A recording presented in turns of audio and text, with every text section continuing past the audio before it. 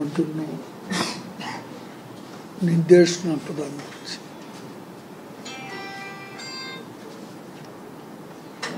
এর মধ্যে সরকারিভাবে শুকনো খাবার, পানীয় জলের ব্যবস্থা করা হয়েছে।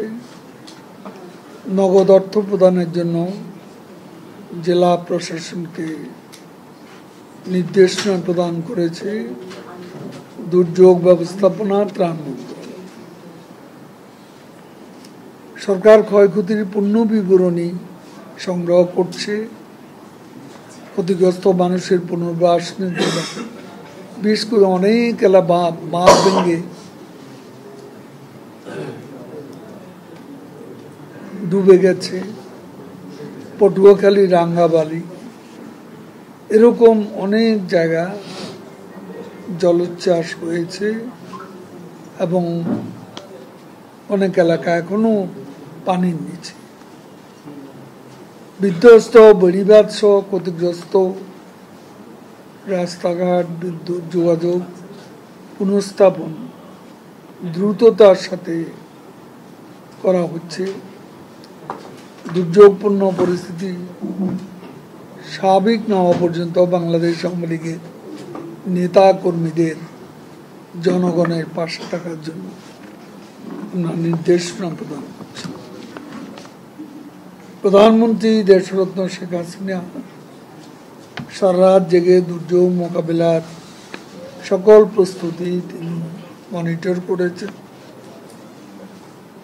তদারকি করেছেন। উপকূলবর্তী এলাকার মানুষের দুঃখ দুর্দশার খবর নিয়েছেন, প্রয়োজনীয় নির্দেশনা প্রদান করেছেন। আবহাওয়ার উন্নতি হলে অতি দ্রুতই মাননীয় প্রধানমন্ত্রী ঘূর্ণিঝড়ে ক্ষতিগ্রস্ত এলাকা পরিদর্শনে যাবেন, এটা তিনি নিজেই বলেছেন। ঘূর্ণিঝড় সহ যে কোনো দুর্যোগের পূর্বাভাস দেওয়ার ক্ষেত্রে সক্ষমতা বৃদ্ধি পাওয়া এবং সরকার দুর্যোগ পূর্ববর্তী প্রস্তুতি গ্রহণের তৎপর থাকা এবং মানুষকে সরিয়ে নেওয়ার যে পূর্ব প্রস্তুতি, সেটা যথাসময় সম্পন্ন করা, ঘূর্ণিঝড়ে ক্ষয়ক্ষতির পরিমাণ কমিয়ে আনা সম্ভব হয়েছে। সার্বিকভাবে একথা প্রমাণিত গত 15 বছরে বঙ্গবন্ধু কন্যা শেখ হাসিনার সময়োপযোগী পদক্ষেপ বাস্তবায়নের কারণে বাংলাদেশ আজ দুর্যোগ মোকাবিলায় প্রশংসনীয় সাফল্য অর্জন করতে সক্ষম হয়েছে। ডিজাস্টার ম্যানেজমেন্টে বাংলাদেশের এ সাফল্য আজকে সারা দুনিয়া প্রশংসিত হয়েছে, প্রশংসিত হচ্ছে। বলেন।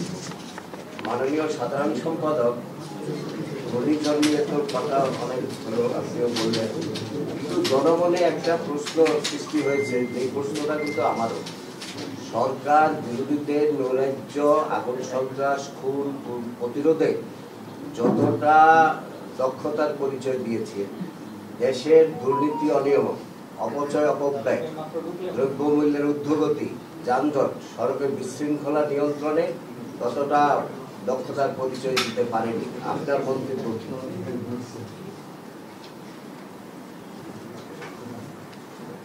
আপনি আজকে আমি এই প্রশ্নটার জবাব দিলে এটাই হবে আজকের প্রেস কনফারেন্সের হেডিং। আমি ওই প্রসঙ্গে আজকে যেতে চাই, এগুলো আগামীকাল বলব, আজকে এ পর্যন্তই। আপনাদের যে এখনকার যে ঘূর্ণিঝড় পরবর্তীতে আপনাদের দলীয় কি প্রস্তুতি রয়েছে? দলকে আমরা প্রস্তুত, দলের প্রাইম মিনিস্টার যখন যাবেন তখন আমাদের অনেকেই যাবে, তিনি আমাদের সভাপতি।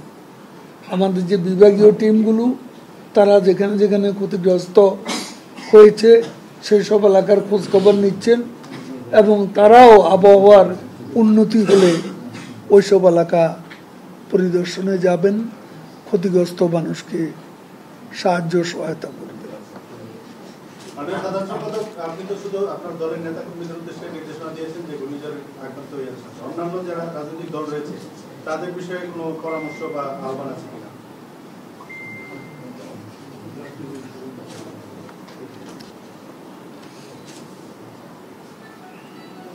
তারা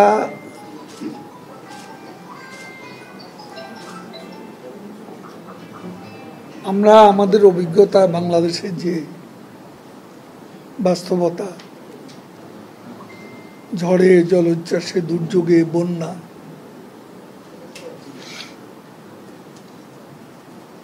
এসব দুর্যোগপূর্ণ পরিস্থিতি মোকাবিলায়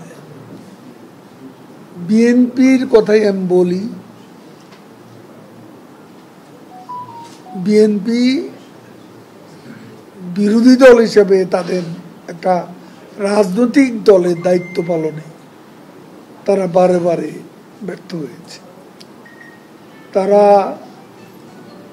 ফটো সেশন করে, ইতিপূর্বে আমরা দেখেছি সাহায্যের নামে ফটো সেশন করা, এবং কি কক্সবাজারে যে রোহিঙ্গারা স্রোতের মতো এসেছে বাংলাদেশে, প্রধানমন্ত্রী শেখ হাসিনা মানবিক সাহায্য করেছেন এবং তিনি আমাদের সীমান্তকে উন্মুক্ত করে দিয়েছিলেন উদারভাবে, যেটা সারা বিশ্বে প্রশংসিত হয়েছে। তখনও আমরা দিনের পর দিন, মাসের পর মাস প্রধানমন্ত্রীর নির্দেশে আমরা রোহিঙ্গাদের পাশে ছিলাম। তখন দেখা গেছে তারা একদিন, বড় জোর দুদিন, তারা ওখানে লোক দেখানো, ফটো সেশন করেছে। বিএনপি দুর্যোগে তারা মানবিক কোনো আবেদন নিয়ে তারা মানুষের পাশে দাঁড়ায় না। আমরা অতীতে দেখেছি তাদের কাজই হচ্ছে ফটো সেশন করা। আপনারা যারা, আমরা আমাদের প্রধানমন্ত্রীর নির্দেশে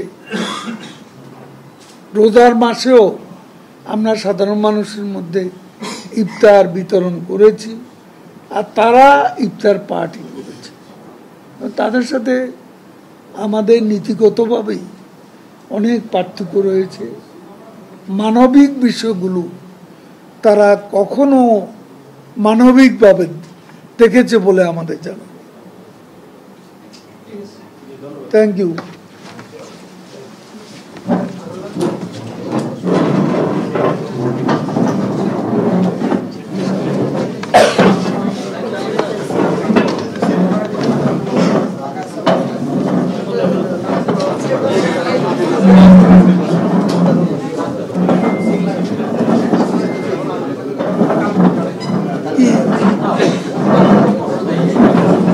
এটা কালকে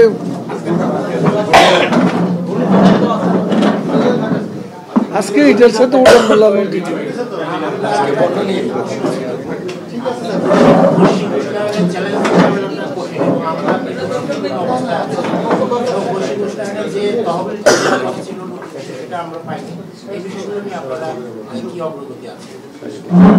এটা চেষ্টা চলছে এখন। ফান্ডটা যারা দেবে তারা আন্তরিক না হলে আমরা সেখানে কি করতে পারি। এখন ক্লাইমেট সামিট হচ্ছে, এটা যতটা সেখানে ভালো ভালো কথা বলা হচ্ছে, কিন্তু ভালো অ্যাকশন নেওয়ার বিষয়টি উপেক্ষিত হচ্ছে বারবার। আজকে সিঙ্গাপুর একাই আমি দেখলাম সিএনএতে দেখলাম যে তারা ক্লাইমেট চেঞ্জের জন্য $72 বিলিয়ন খরচ করছে। তা আমরা তো সেখানে $1 বিলিয়নও ক্লাইমেট ফান্ড থেকে পাই। সামর্থ্য থাকলে আমরাই করতাম। Thank you.